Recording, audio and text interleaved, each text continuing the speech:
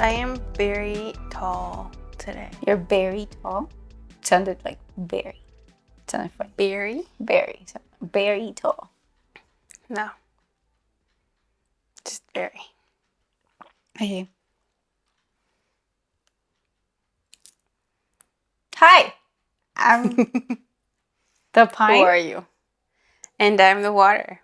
And you're listening to A Cup of Tea. A podcast about exploring life through each other's eyes. While sharing a cup of tea with you. And you almost butchered it. I mean, which was funny. It was funny for me because it happened inside of my brain. And I was like, am I supposed to say Mika or pine? And like, I couldn't decide. And I was like, wait, no, it's the pine.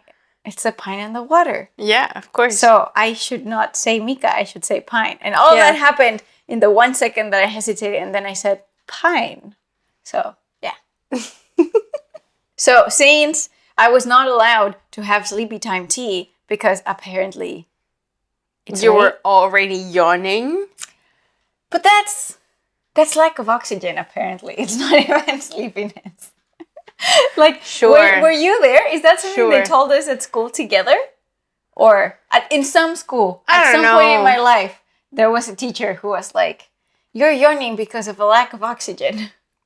I feel like that's more of a SciShow video thing for me. Interesting. But you've heard it too. Yeah. Yeah. Like your mouth opens a lot and that makes blood rich, like oxygen-rich blood reach the brain faster. I don't know. But so what am I drinking then? Since I was not allowed to choose my own tea. Well, I would say it's going to be hot rooibos for you, but I was going to say, how hot is it now? It's very May now. It's not hot. It's not hot enough. Mm-hmm. It should be at the scalding. Yeah, like at the verge of like just 1 degree less. Yeah. It's like I don't know if there's when you can feel the hot go down your fuck no. It's like, you know how, so the other day my landlady notified the group chat that she increased the temperature of the boiler to now Mordor, basically.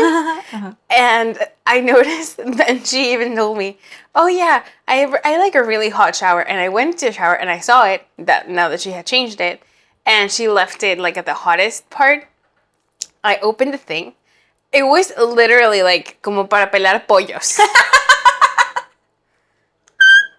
And I was like, what is this? Are you trying to skin yourself? So, no. Yeah. Burn. Anyway, so. Jesus. Today. That sounded very The Daily. I'm Marco Bavaro. I wouldn't know because I don't actually listen to The Daily. But it was like, but today. I get my information from you. Yes, exactly. Anyway, today. So today, I'm not sure where to start. I feel like it's a very scatterbrainy thought of mine. And I keep getting like, oh yeah, this goes here. And oh, this other thing also applies. And oh, this other thing. And it's about... I'm not saying this to go against ourselves, first of all, but it is about the fragility of our generation. I understand that there's the whole like, oh, your generational, well, I don't know if it's a thing in English, but at least in Spanish, at least in Mexico, the boomers are just like, oh, your generation's made of crystal or whatever. Yeah. And it's like, well, yeah, you guys are made of cement, so what can I tell you? But I do, even though there's that thing, I'm not saying they're right in totality, but I do see that we are very fragile as a generation. Mm-hmm. It's not doing us any good way. I mean, I guess it does do us some good because I believe that part of that fragility helps us be more aware of ourselves and navigate ourselves and our emotions and things. Mm-hmm.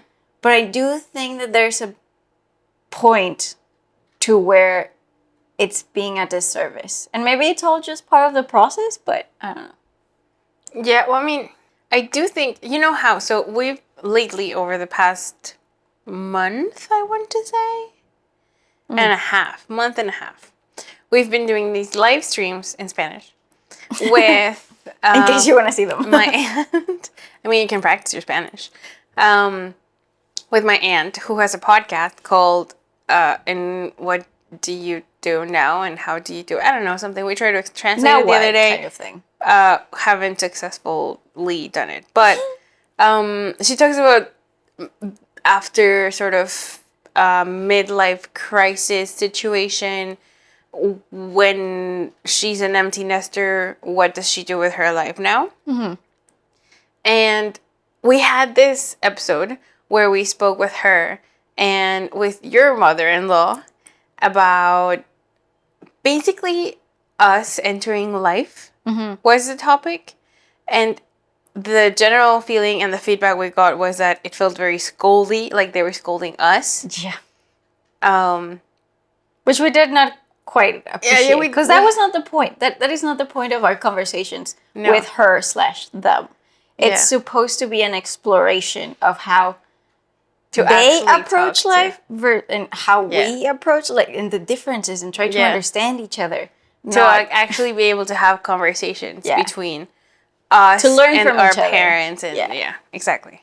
So, but what I sort of took away from that, and I tied it with the way you were saying and sort of asking me the other day, was that I do see how they think of us as very fragile and very scared and like, oh, you should just do things and go into life and not worry so much about how to do it or doing it right, or you know, we just want you to be happy and do things and live. But at the same time, what we were saying was, but we feel pressured to sort of fulfill the, maybe not dreams or requirements that they have, but they've given us so many opportunities and so much privilege that we want to, I don't know, make them proud, follow our dreams, have a successful life, quote unquote, whatever that means. Sorry. What? Well, I wonder if they've changed their script a little bit. I just thought about this now. I wonder if when we're little and we're in school, they actually pressure us to be like, oh, the best grades and the best qualifications or skills, or like, you know, do your best in school. Because right now, what you're saying of them now coming to us and being like, just try, it's okay if you fail, blah blah blah. I'm like, if that actually was your speech all along, who's pressuring us if it wasn't you? Why are we so traumatized? Yeah, I'm like, I don't think that was their speech when we were younger. You know what? I don't know, because I can't go back in time, unfortunately. But I do think that it's not necessarily that they were adamant on be perfect and do great and whatever. It was more of a soft encouragement, I kind of want to think of, at least in my experience, where it was, oh, you get grades, you have good grades, you get rewarded. You do great at extracurricular stuff. Were you ever punished for bad grades? Or scolded for bad grades? Not scolded, but or did you feel very like, they were like, oh, you can do better. And I was compared to my cousins because one of them was like the top grade in the state. Oh, wow. And so they were like, she's the best in the state. You should be the best. Yeah, you should be the best. And at that point, actually, I think it backfired for them because I was like, fuck that. And then I got a 6 in biology. And I didn't Definitely backfired. Yeah. It made me have the exact opposite thing of like, no, I don't care. But there was this this thing that I said in that conversation, and I think I've said it here, and I've said it many, many times, because it was a very impactful thing to hear for me. That I was talking, like, right after graduation, I was talking to one of my friends, And he said, oh, we're so fragile and we've been pampered all our lives and we have this expectation for a great job and a great life. And, oh, you want $1 million house and you want the best car and whatever. Like all these benefits that we grew up with because that's the environment that we're used to. But we're not willing to work as hard as our parents did to get those. Plus, they started with not the biggest house, not the best car, but slowly grew over time, like in their companies or in their jobs or whatever. And we kind of so they're already ahead in life, and we want to, like, at least in that conversation, it was we want to be at the end of the, I don't know, college, university path and jump right to where they are too. Which, like, that's not how life works. Right. And so... Did we, I guess maybe we didn't see their struggle? Yeah, exactly. Or we kind of saw it, but not when we were, not now that we're adults. We were not and we can aware. see them as people. Like, It was more of a, I don't know. At least for me, it was like, okay, I did hear my mom talking to my grandma about, oh, yeah, money and having to pay the bills and, you know, sort of some struggles with, I don't know, time management too, or how to, at least in that case for me, was like how to relate to your children, kind of. Which now I know because my grandma has told me, but at the time I didn't, you know? So I do think that we're blind to our parents' difficulties when we were kids. Maybe it's also a bit of a thing that they didn't really share that, you know? Yeah. There is that. Like, to spare us or something. And it's like, you did not help us, actually. Yeah, exactly. Like, that. So I was, you know, the thing that I was telling you in the car, that I have this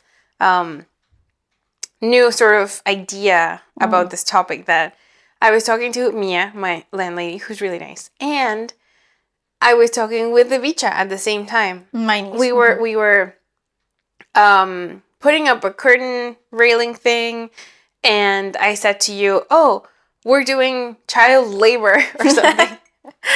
And then we started joking about it, and Mia said something, like, she started wondering, like, but, like, how would you classify child labor now? Because I guess, yeah, that could be considered child labor. She's 18, though. I know. I mean, technicalities. No. She's underage. I mean, here, BC, I guess, you know? BC, sure. But is she considered a child, though? Isn't she youth? I mean, she's youth, but whatever. The point is child labor. Okay. And then we talked about her children. And she said, where's the line between child labor and sort of being abusive of children, overworking them, and just versus teaching them to work? Yeah. And so my answer to her hypothetical question or whatever was, I mean, I don't know, I guess you do teach them so that they are useful people that know how to do stuff, right? Because if you don't know how to, like, for example, she loves gardening, right? So I don't know shit about gardening. I mean, some things, but not a lot. And she has her kids help her sometimes. So I said, I think that's really useful. And they also, like, having them do their dishes, do their bed, occasionally clean the house, you know, that makes them self-sufficient people. Which we need. Yeah. So I do think maybe it is a bit of child labor, but it's not just for your benefit, it's for the benefit of your child. And maybe... Yeah, but I think that you can count that as, like, chores and being an active participant of your team. Sorry. No. Yeah, totally. But talking about, like, the child labor, and when they don't like it, and when they say, I don't want to do it, why are you forcing me to do this? You know? And I said, well, I mean, I get that because I was a kid who didn't want to do stuff. But also, I do think it builds character, which maybe we didn't have done enough a little bit. And she said, well, yeah, but then you need to weigh that character building thing with the relationship you might want to have with your kid. And I was like, what? I had not thought about that at all. Because I know that it's black and white, but she did put it in a way of, and I can see it. I can see it with, I don't know, with my dad and between me and my dad and my brother, how in his effort to make us excellent people, he can be really harsh to a point where we don't want to talk to him, or we're mad at him, or we've had fights. So I can totally see well, it depends on the relationship you want to have with your kids. How far you're willing to push on that. And that's like on the sort of parenting side of it. And on the other end, I can totally see it. It's like when we were in that episode, or well, that live stream with my aunt and your mom-in-law, who were like scolding us, quote unquote. And we feel misunderstood. And we're like, yeah, you're not to. listening to us. You're not, I mean, it's different when you're 15 and you do need to learn how to be responsible for yourself. And maybe, yeah, we're very naive still on many, many things. But also, well, I feel like it's something that we've been saying a lot lately, especially to them. Just like, give us the benefit of the doubt, you know? And try to think, I know it's hard because I've been on the other end of that when I've been teaching people, like kids that are younger than me, and so I'm the authority figure, and I know a lot of things that they don't. But I'm like, just listen to me for a second.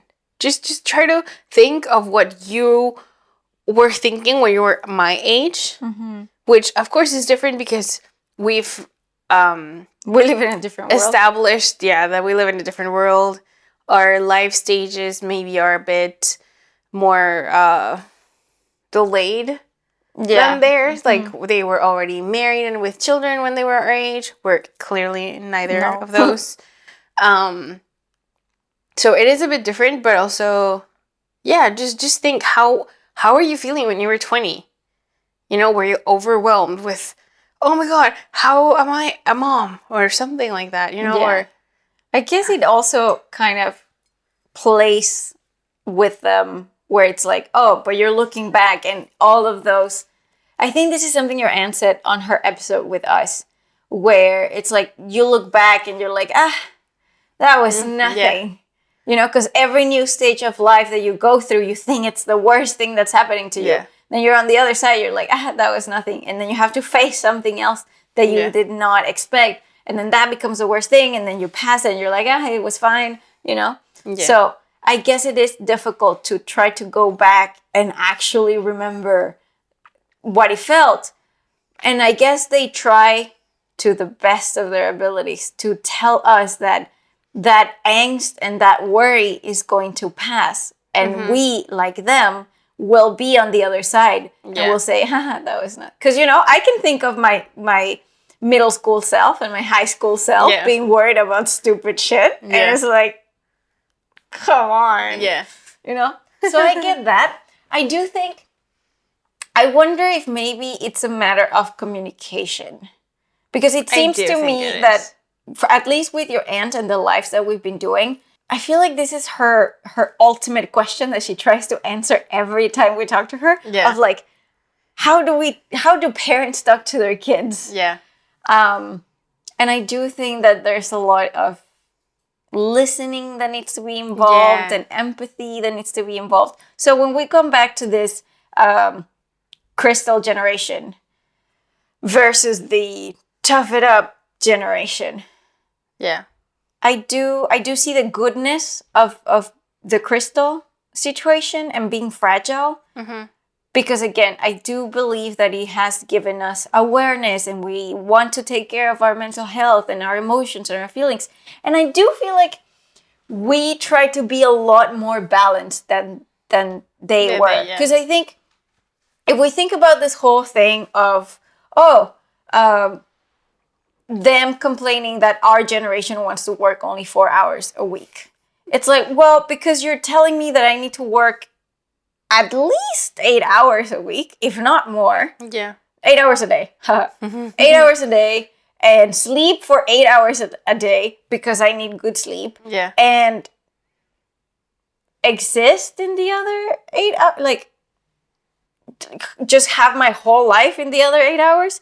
But there's like, the time that you spend in traffic, the time that you spend cooking, the time that you, like, And we are trying to balance having a job and having a personal life and self-care and friends and family and hobbies and I don't think they were thinking about all these things. No.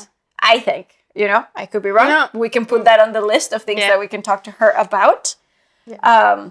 And maybe, it's like, well, you know what? The whole industrial revolution thing happened with you guys. So you're like, oh yeah, work 8 hours a day and sleep 8 hours a day. And you have 8 hours to yourself. And it's like, not really. So. Yeah. That was something that my dad literally said to me. The what? The 8 hour thing. Like, you work 8 hours, you sleep 8 hours, then you have 8 hours for yourself. And I was like, that's such a lie. It is a lie. That you have 1 hour to go from home to job, then an hour back. Then what, an hour, 2 hours for cooking? That's already 4 hours. So and you have to get ready, you have to cook, you have to eat, you have to travel. Like, yeah, exactly. Then you're left with what, 1 hour maybe? I mean, yeah, exactly. What? I think it's a very sort of flat way to go about life. Yeah. Which maybe many people are fine with. Well, that was the other thing. Sorry, did you want to finish your thing? I mean, it was just like, I think that lands, and this is just me sort of maybe theorizing, that I think that sort of, sleep, breakfast, whatever, go to work 8 hours, come back, sort of unwind or, decompress or whatever from work. Dinner, sleep, and repeat is what landed these like boomer Gen X generation parents, grandparents within the midlife crisis that some of them have, where it's like, oh, my life was just work. Yeah. And then you have some, 30 years left over, 20 years, and they don't know what to do with that. And then you have people that are... Our guy in the chair is having technical difficulties. And then you have people that are like, I don't know. I'm bored. I don't know what to do with my life. I'm just going to watch TV. I don't want to get out of the house anymore. And I'm like, what? I don't know. Are you going to spend the next 30 years because their whole life was work? Exactly. We don't want to end up like that. No. So that's the other thing that I was thinking. Yeah. Because we were saying in the car, trying to prepare for this. And I was thinking of, I honestly, and I might make myself sound really bad for this, but I honestly look at some of the women I work with, and I look at my parents, and I look at other older people, just older than me, that literally put themselves through work. And sometimes I have had jobs where I'm like, I can't take it anymore. And the thing that I said to you, where I was like, maybe it's not a generational thing, maybe this is just a me thing, maybe just a trauma thing or something, but I have such a violent inner reaction when I come to this edge of like, I can't take this anymore. Like, I don't want to be here. I don't, it's like such a, I don't want to say gut reaction. Distress. Yeah, it's not gut reaction because it's not technically in my gut. Yeah. I technically have never understood the whole gut feeling thing because I don't have gut feelings. It's more of a body situation. Like a vibe. Yeah. So anyway, maybe it's the same thing, but I just don't feel it there. Yeah. But yeah, it's such a violent, I can't, no. And I have quit jobs from one day to the next, which sounds very irresponsible. And even though I tell myself that I was like, it was a calculated risk, kind of. As a psychologist, I can see the part where it's like, oh, it's being dysfunctional because it's interrupting your life. And yes, so I wonder, I really look at some people and I'm like, how do you get up every day and do this thing that it's so tiring for you and that you don't actually love and that you're just doing it because you have to. And I understand how that sounds. And I understand that it's like, well, because you have to and you put up with it and you do it. And I'm like, is it something that we/I don't have? Is it just that sort of like you just have to put yourself through it? And if so, is it good that I don't have it and that I put those boundaries? Or am I too fragile? Am I too delicate to do the work? I don't know. That's something that I've thought about. And so when, I recently moved. And part of the moving, emergency, like it felt like that. Mm-hmm. Like I can't physically take being here anymore. And there were sort of two sides to it. One was, I don't know, I remember my grandma and my dad saying something like, you don't have to suffer through it if you have another option. Mm. But if you don't have another option? I mean, if you don't have another option, well, yeah. And then you adapt and you sort of get used to it. Mm-hmm. And so I do think there's sort of like circumstances where it's fine. Mm-hmm. Because if your body is literally telling you how uncomfortable you are, mm-hmm. then I do think that's a good signal to just fucking get out of there. I mean, to be fair, if I analyze the couple of times that I've left, not couple, it's been more than two. The few times that I've left a job out of that physical discomfort, mm-hmm. They all had in common that they weren't healthy environments. Well, so it makes sense. Yeah. But I feel like that's something that whoever is calling us fragile doesn't care about or doesn't take into account, or they're mm-hmm. just like, fuck feelings. Just gotta do it. I don't know. I mean, this is also a sort of theory that I have, that there were less options for people, apparently, before, where now there are endless possibilities. They love saying that. Right? And I can see that. Mm-hmm, I can see how we have more opportunities for other stuff that maybe especially before took a longer time, right? I mean, you couldn't Zoom people. Phone calls were more expensive. Mm-hmm. I don't know, in the 60s, email didn't exist. Right. So I can't see how we have it easier on some things. But maybe also the simpler times were nicer. But also I do think that the lack of flexibility did make people have to go through things that they didn't like, and they did have to stick it out. Mm-hmm. So that toughens you up in a way that maybe we haven't had to, because we can just quit the job and get a new one, and that's fine, right? And that does mean that you don't learn that lesson. Maybe you don't get that shell developed, kinda. And I was thinking about this because when you were in the car telling me like, yeah, I don't know if we're not tough enough, and they had to toughen up through life. And I thought, I guess we're more like babies. Babies have super soft skin because they haven't been in contact with the world, and they haven't developed calluses or had to, I don't know, have scars and stuff from falling. And so in a very sort of physical way, that's kind of what I thought. We haven't had to endure the maybe tough experiences some of them did have to go through. So we're more sensitive I do think we're more sensitive, but I'm thinking because of what you're saying, it's giving me like ignorance is bliss kind of thing, where I do think that we do have calluses that they didn't have when it comes to emotional awareness and self examination and all those kinds of things. But maybe not the toughen up situation. I feel like we're very like, well, because also if they are the example of like, that's what toughen up looks like, I don't want it. Yeah. Kind of thing.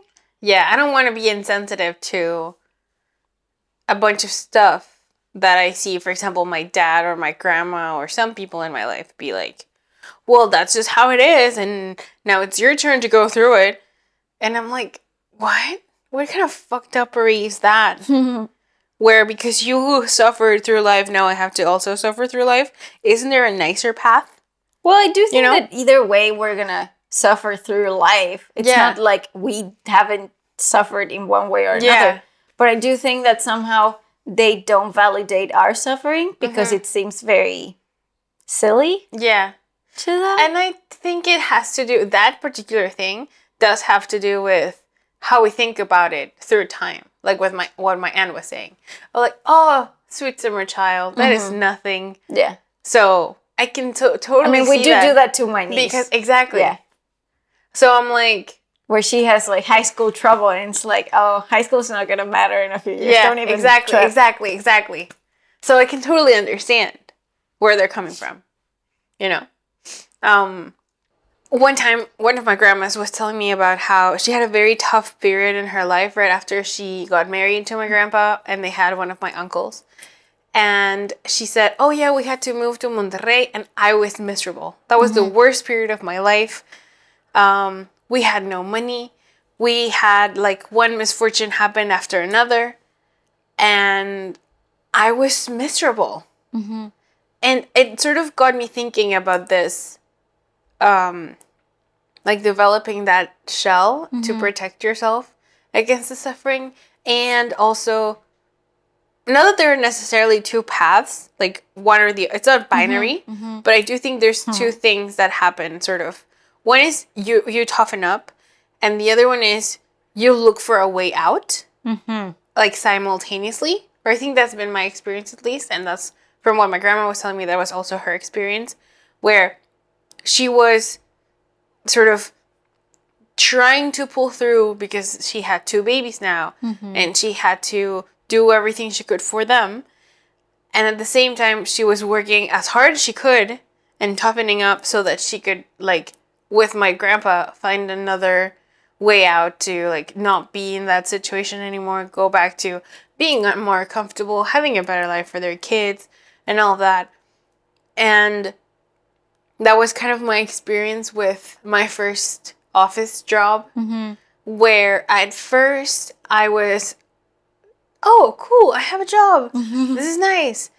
And I slowly, over the first couple of weeks, I was miserable. I thought, oh, I hate this. My boss is a fucking asshole.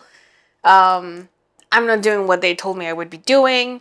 I had a sort of immediate boss, and then we both had another boss who was the jerk. But she was really nice, and she was gone for the first, 2-3 weeks that I was there because she had a vacation that she was taking. And I thought, I like her, but she's gone. The other guy is a complete asshole. The friend that got me the job, who was supposed to be working with me, was not in the office ever. So I was just like, this is horrible. And my immediate reaction was, I want to quit. Like, I'm gonna be out of here. And my therapist and my dad were both like, no, don't give up yet. Just take your time. Like, take a little bit of time. Don't quit. And of course, slightly different approaches. My dad was like, you just started working. That's not how we do things. Like, you need to, kind of like pull through and do a thing and whatever.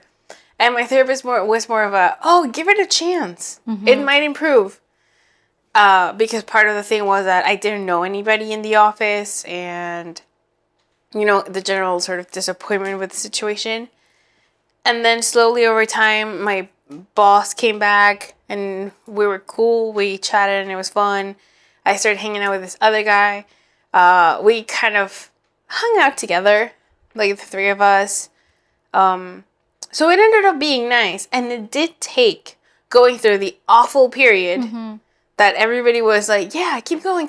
And I was just bailing. to then go like pull through and get out of the other side with. It was not such a terrible experience, and I got to do other stuff. But I didn't quit right out of the bag, which I feel is what they think we do. I mean, if they hadn't told you hold on, give it a chance, would you have quit? Yeah.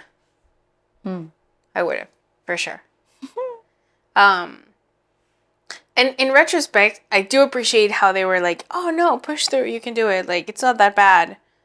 Because then I could learn some stuff and I could meet some people. And it was not, again, in retrospect, right, as terrible Right. as it felt at in the time. Moment, yeah.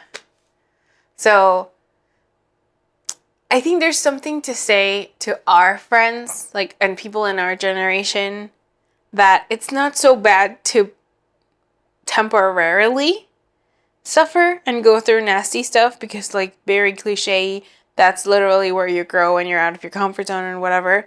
Not to say that you should suffer through your entire life, or you should settle for something that you don't want, which is a very privileged thing to be able to do. But I do think, yeah, I mean, sometimes we do have to, like, stick it out. But do we have to stick it out because we are actually in a situation where you have to stick it out, or are we sticking it out because we're being told to stick it out? Well, I think it depends on the situation. Yeah. But right? I agree. I do think that, because, okay, in your job, if you had quit when you wanted to quit originally, sure, you would have missed out on, like, some good times. But would it have screwed you somehow? No, I mean, that's when then people telling you to stick it out. I think that's when it's especially worth it to stick it out. When you don't need to sort of need to suffer for the sake of suffering, kind of. You know, I didn't need the job. I mean, it was good for, you know, having experience, having a first job, and that sort of thing. But I didn't need to financially support myself at the time. So it was not like I needed to have a job. So sticking it out was more of a life lesson, if you will. Versus when you actually need a job. That's when you actually have to stick it out. Yeah, but I think, see, that's why I think it comes to, like, a parenting kind of thing. That they're trying to, I guess, instill, I don't know, me, you, us, with the ability to stick it out and not be crashing and be like, oh, now I'm super stressed and I'm anxious and I'm like all these things that we were talking about in the car that we can get to, because it's also something that I want to say. But, you know, it's like giving you this ability because they're still parenting, or at least at the time they were, like, still parenting me. Maybe. Because then you have more tools. You're better prepared for the next time you have to actually stick it out because your livelihood depends on it. You know? What if instead you had quit and looked for something better, and then your lesson is that you don't have to stay at a shitty place because you can look for something better? But that's a privileged thing to do. But you do have privilege. Well, I mean, I know. But I think you need to think of course, take advantage of the privilege when you have it. But also, it's like sort of, it feels to me like, oh, when you win, winning is great. But you learn from when you lose, not so much when you're winning. Yeah, you know, I just feel like the whole, like, I get it when you say that it's a parenting lesson. I get that, but also, like, there's something that doesn't quite sit well with me of the... Of course it doesn't. Doing it out of, like, suffering for suffering's sake. Because, okay, and my thesis, my hypothesis here is that nobody was telling them to stick it out as a pretend stick it out. They actually had to do things. And I feel like to us, part of our confusion in life and our distress comes from the fact that we're doing pretend things. That we are like not just actually doing life. Like we're still in school. Like I'm trying to make this make Form sense. a thought. Like the concept of it makes sense in my head. I'm just trying to articulate it so that it makes sense to other people. But yeah, okay, so kind of. That my thesis is that their generation just went through life as life was. And to us, this whole like stick it out to stick it out feels very made up-y. I don't know. Feels like when you actually face the situation, that's when you learn. Well, you know, I feel like that might be a misconception. I don't know if that was actually the case. That they didn't have somebody tell them, oh, you have to stick it out too, just for the sake of sticking it. You know? No, but I think they had to stick it out because they actually had to. No, that's what I mean. Okay. Like, maybe they also didn't have to. But maybe they believed they had to. Yeah. Haha, the guy in the chair. The guy in the chair has an opinion. I think this conundrum gets solved the moment Daddy stops paying for everything. What's the conundrum? Like as soon as like you stop getting money, because your friend mentioned that, right? Like the lady, I was like sometimes you do disservice to your kid by paying for everything for them. Yeah. So we're in a nice situation, right? Where like that's the case, but the moment that it's like, hey, go out on your own, and you gotta do it, then you gotta find a way. But I don't know that that solves the conundrum. Like, I get what you're saying, but because it's like, okay, for me, like, I have to support myself. And it's like, I think we're trying to, like, the conundrum itself, I guess it's more of a, what serves us as a crystal generation and what doesn't serve us as a crystal generation.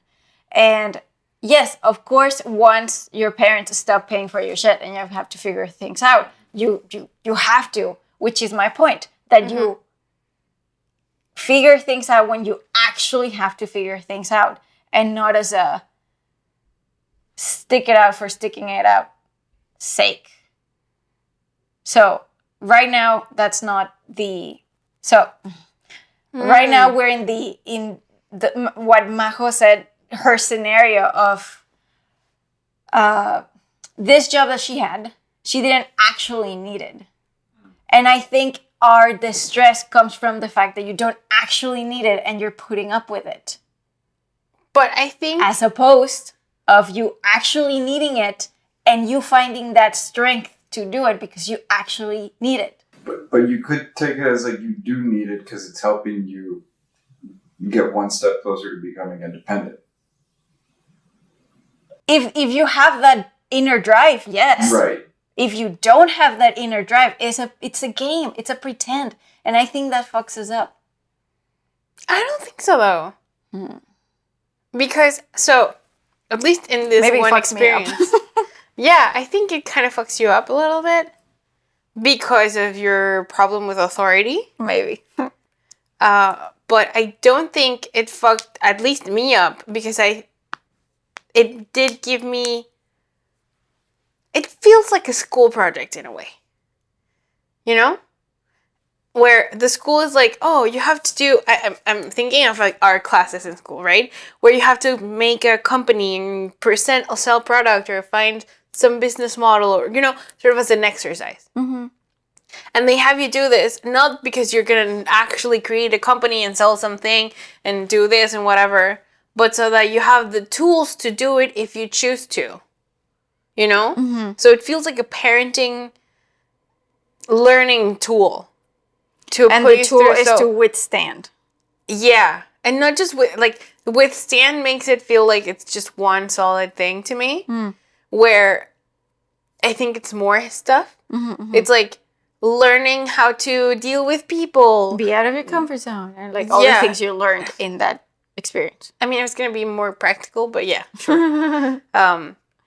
Because, yeah, then it gives you all these things to boost your confidence when you actually have to stick it out, you know?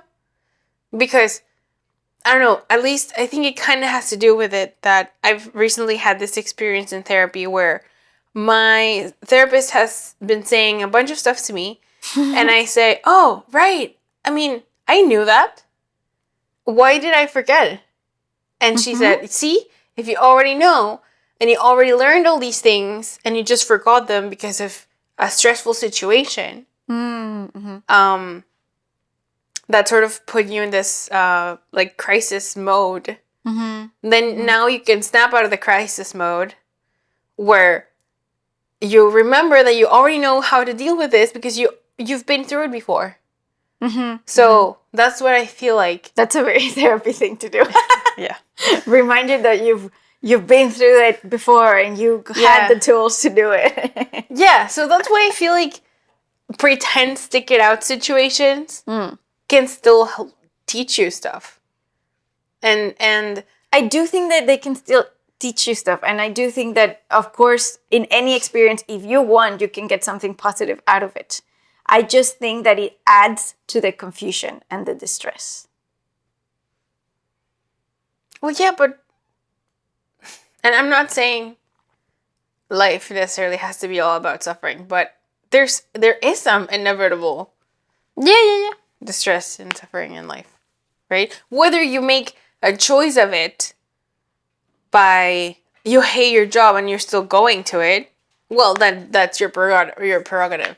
Like, yeah, because you, if anything, that the skill that it's like stoicism, right? Like that's the ultimate goal when it comes to doing something that you don't like. You need to be stoic about it, and stoic doesn't mean doing it with the suffering, but sort of like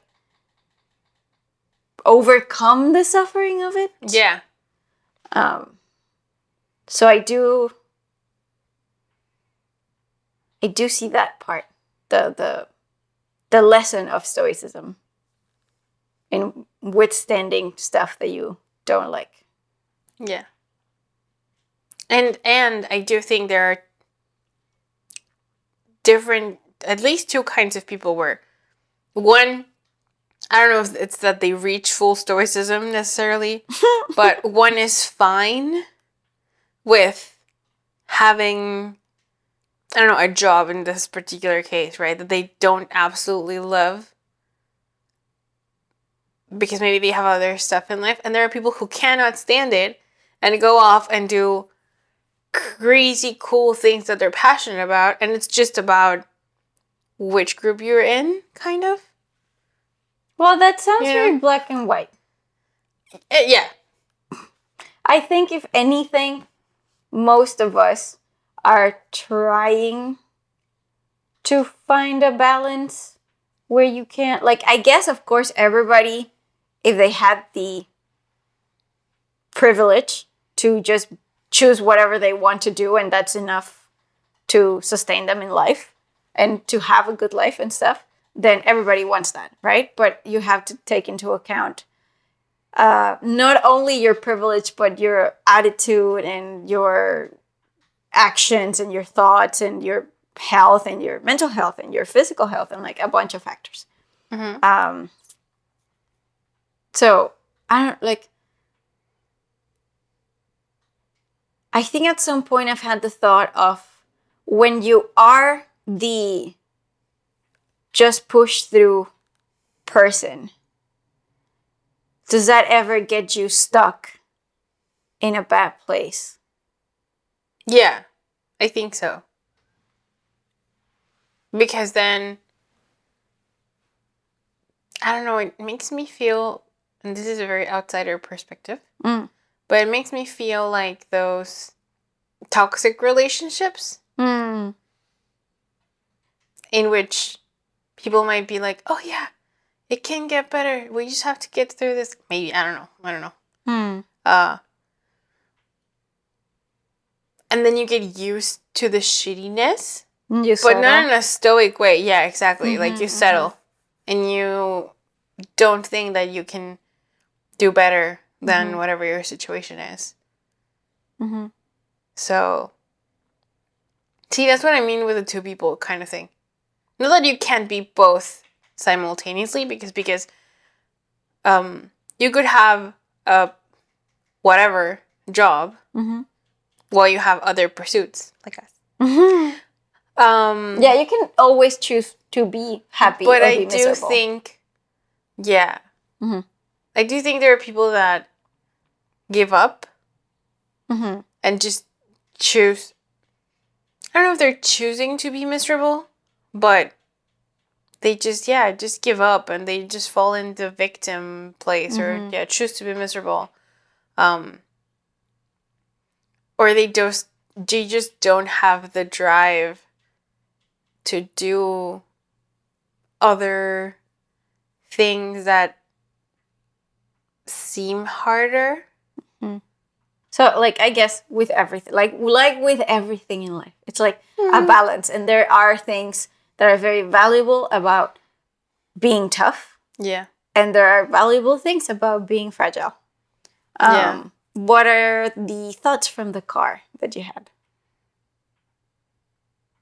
I don't know anymore. But I do have another. Because at some point, and I don't know if this is the thought that you were thinking of, the whole epigenetic thing, and if... Wow, that took a turn. Yeah? I was not expecting that one. Well, because we were talking about that and how, you know, we are a product of our... Not only, like, the world is a product of the world before. Like, the world now is a product of the world before. And we are a product of the generation before. And, like, our parents, and not only how they raised us, but even their own traumas get passed to us, and in a psychological way, in an emotional way, in a epigenetic way. So I don't know if you were gonna go there. Apparently not. Apparently that was not at all what you were No, it was not at all. But it just made me think of the balance thing. Because of your niece. And I was thinking of, okay, how would I apply the sticking it out to a situation like hers?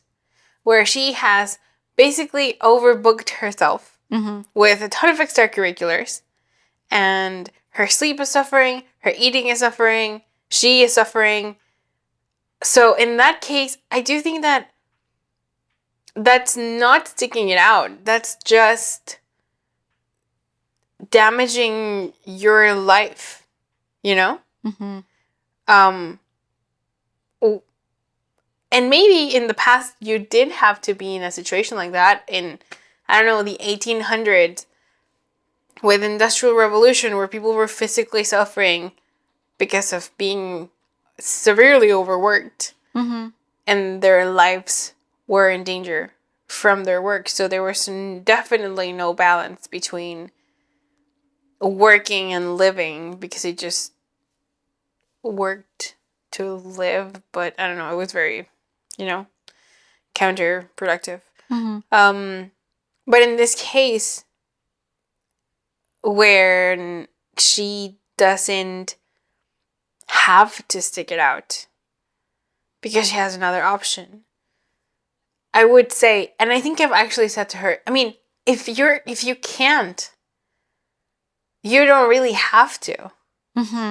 Because I mean, she's doing it to escape other stuff.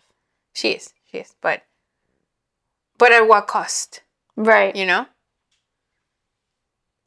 Because if she is suffering through these things, so that she doesn't suffer through other things, like she's just avoiding the problem, which is a whole nother topic. But she doesn't need to be doing it. Well, she also thinks she needs the things because of, like, she's so behind in the university qualifications, and like everybody's years ahead of her, and she's not going to get into university because she doesn't have extracurriculars and all of that shit. See, but that's what I mean with where now I can totally see our parents being like, oh, that is such a stupid thing for you to believe in. But she believes it. Yeah, I know. And the now grown I mean, in her universe, it's true, though. Yeah, that's what I mean. That's where I understand the conflict. And where as an older person now, and how I understand other older people coming to us is saying like, you are making this up. You are believing these things because you choose to believe them. Well, because her universe believes it. Yeah. But it's made up shit. Well, yeah, but that's hard to tell. I know. Which is what I'm saying. It's not easy to stop believing it. It's not easy to tell her. It sort of can result in a massive identity crisis and... I mean, if anything, more than telling her, because again, it's like her own process that she needs to go through, that is something that we should remember to tell ourselves. So that like it's something that our future self could be telling us right now. Whenever we freak the fuck out. Because we do that eventually. Every now and then. Yeah. We did recently. That's another episode. But yeah. Yeah. Yeah, I guess we do need to tell that to ourselves. I think at the end of the day, that's the actual learning. Like, if I'm being super spiritual, like, you know what I mean? Like, I do think that that's the real lesson. Because you can't, like, we want to control the lives of other people and help them and blah, blah, blah, blah, blah, blah, blah. And you just have to let them go and let them be and let them exist. And you just do you. And if you do you, I saw this, I guess on a podcast, like I do everything else, of someone saying the best thing that you could do for other people is you. Because if you're okay and you're happy, that helps others already. Yeah. Rather than you being a burden, you not being okay, then other people try to take care of you and other people try to fix you. If you are okay, you're helping other people. And I feel like that's something that I knew. Yeah. And you forgot, and now you need to remember. Especially with the whole, like, when I detached from my family, and I was like, I just gotta do me, and blah, blah, blah, blah. And then my brother is being like, you're so selfish, and whatever. And then I left to the preserve, and then I was like, oh, I'm so lost, and I don't fit anywhere. I must return to my family, and recover those relationships. And whatever switch I turned off to separate from them, I feel like now it's back on and I can't fucking turn it off anymore. So it and in that offness, there was that lesson. There was the detachment. So it's hard now. It's hard to come back to it in a balanced way. I wonder if adulthood does that to people. What? The difficulties, these actual difficulties that you have to actually go through make you forget. You know, I don't know if it's, and this is like something that I've seriously sort of thought about over the last week when my therapist was like, you already know, you just have to remember. I'm like, is this sort of stress-induced amnesia of stuff that I already knew? You know, is it like a... I do think that it's a trauma thing to... When you experience trauma, it just puts you in a different mindset. Yeah. Right? I think so. It totally makes sense. Totally. Yeah, and it's hard to come back or regroup, you know? Yeah. And like... remember all these things and what be like, oh, my tools is and that? my stuff. What is this? Stupid brain. Well, because it's trying to survive. Yeah. Like the bare minimum. I get it. But at the same time, it's like, okay, we're safe now. Yeah. Just reactivate, bitch. I do think that there is a process. We should do some research into it. There must be something about it. But I do think that there must be a process of telling yourself that you're okay now. Remember all of these things. Sounds like what's the name of that? Centering? You know what I'm talking about? Not necessarily. Well, when people have anxiety and you need grounding. Oh, Yeah. And like name 5 things. Yeah. Kind of sounds like that. Yeah. Yeah. Any recs for today? I mean, it's not a rec because I haven't read it, but it keeps coming up into my life. Rec. Uh-huh. So if you have read it, please let me know. And if not, if you want to read it as I read it, then we'll find out. But there's this book that I was telling you about in the car, because we didn't really get into the whole epigenetics conversation. Yeah, no. And I don't even know if that's what the book is saying. I think it is. I don't know if I don't know if the book means it in a spiritual way, in a psychological way, in an epigenetics way.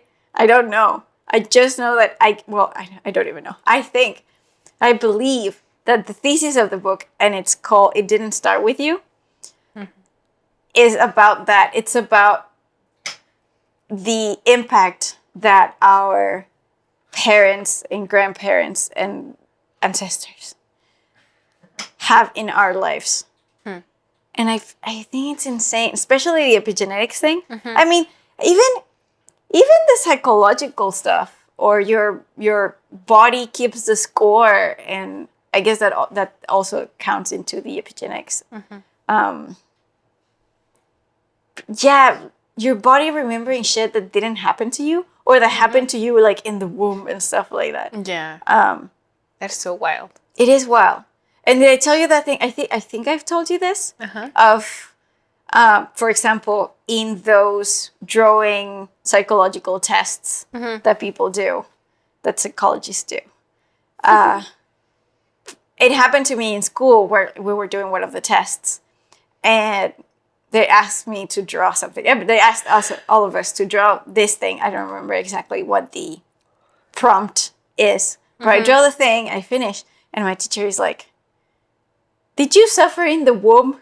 I'm like, "Yes, actually, a lot. I almost died." And they're like, "Yeah, it's coming up in your drawing." And it's like, what? So even that is insane. Yeah. That does sound really wacky. I know. But hey, it was right. So, I guess it was. yeah, I'm very intrigued. I'm very interested. Do you have a rec? I have a rec. I've been trying to think about it. And well, I did recommend this to my brother the other day. I don't think I told you. But I was looking for body composition scale, and we used to have one back home in Mexico that was like an Omron one with, you know, the stick thingy that you pull out and whatever, and that one's cool. But then I got another one here that actually also measures water percentage and muscle mass. Wow. Which I'm a fan of that. So that's my thing. That's my rec. The Withings body, I don't know what the name of it is. But the brand is Withings, and they have a bunch of stuff, and they also have smartwatches. I think it's called Body Comp. Body something something. So yeah, that's my rec. Withings, like with INGS. All right. Yeah. Sounds cool. Yeah, it's really cool. Very well. Yes. And we'll see you, maybe not next week actually, but soon. Yeah. I guess we did it because We didn't really go up. into the thing. It did come up that I don't know what we said. We said something, and I was like, haha. The fragile generation that we are is not, we're actually overworked and underpaid. And part of that is reducing ACOT episodes to maybe half or maybe once a month. Yeah, we'll see. But it's fine. It's okay. We're okay. I do feel like it's a bit refreshing. It feels like a regroup. Yes. You know? It like feels it's okay. It feels less like a chore, like, oh, we have to do ACOT. Yeah. And more of a getting back to what actually the original it is, point of ACOT. Of like, I have this thing and we should talk about it. Yeah, and like, exactly. How do you feel? What do you think? You know? Yeah. So, okay. Well, we'll see you then. Whenever that is. Yeah. Bye. Thanks for sharing a cup of tea with us. Send us your comments using the hashtag acotcast. And remember to subscribe to get fresh episodes every week.